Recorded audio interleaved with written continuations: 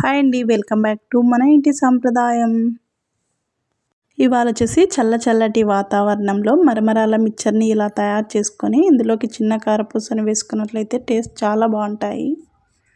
ఎలా తయారు చేసుకోవాలో ప్రాసెస్ చూసేద్దాం. ముందుగా స్టవ్ వెలిగించి కడాయి పెట్టుకొని అందులోకి ఒక 4 టేబుల్ స్పూన్ దాకా ఆయిల్ వేసుకోవాలి.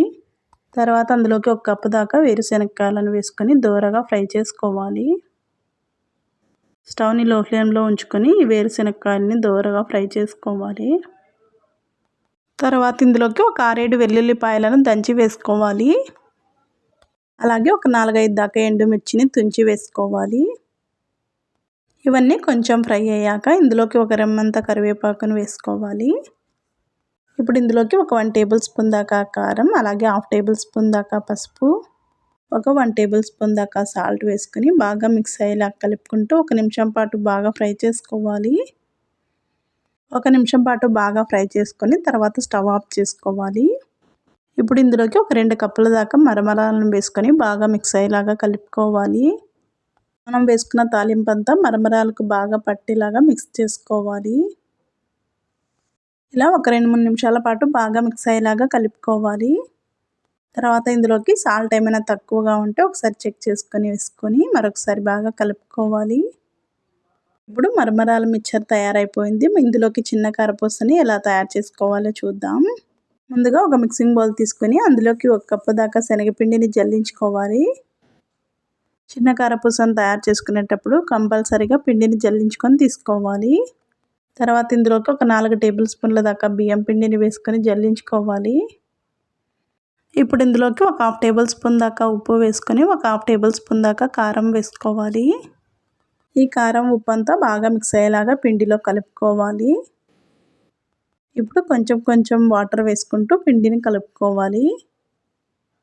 చూడండి, ఒకేసారి వాటర్ ఎక్కువ పోయకుండా కొంచెం వేసుకుంటూ ఈ వీడియోలో చూపించిన విధంగా పిండిని కలుపుకోవాలి.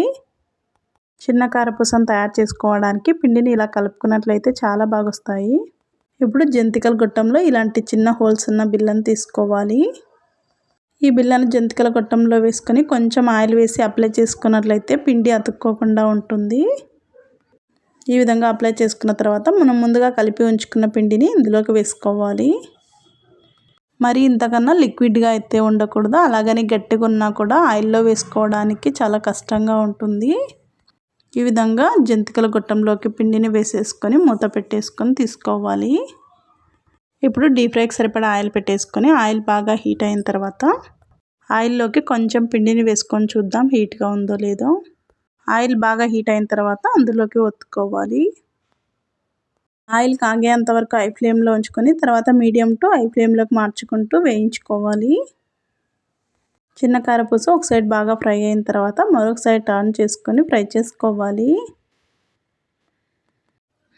ఇలా 2 వైపులా టర్న్ చేసుకొని మంచి కలర్ వచ్చిన తర్వాత తీసేసుకోవాలి. అలాగే మిగిలిన వాటిని కూడా ఇదే విధంగా తయారు చేసుకొని తీసుకోవాలి.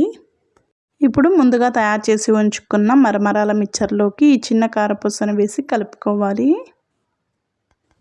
ఇలా కలుపుకున్నట్లయితే మనకి మరమరాల మిక్చర్ అయితే చాలా టేస్టీగా ఉంటుంది. ఈ చల్లటి వాతావరణంలో ఈవినింగ్ టైం స్నాక్గా తినడానికి కానీ మార్నింగ్ టైం కాఫీలోకి తినడానికి కానీ చాలా బాగుంటాయి. ఇలా తయారు చేసుకొని ఒక బాక్స్లో వేసి పెట్టుకున్నట్లయితే 1 వీక్ దాకా నిల్వ ఉంటాయి. హెవీ వెయిట్ లేకుండా చాలా ఈజీగా డైజెస్ట్ అయ్యే విధంగా ఈవినింగ్ స్నాక్స్గా చాలా బాగుంటాయి. ఇలా తయారు చేసి పెట్టుకున్నట్లయితే ఇంట్లో స్నాక్స్ ఏం లేకపోయినా కూడా పిల్లలకి వేసి ఇవ్వచ్చు, చాలా ఇష్టంగా తింటారు. Thank you for watching.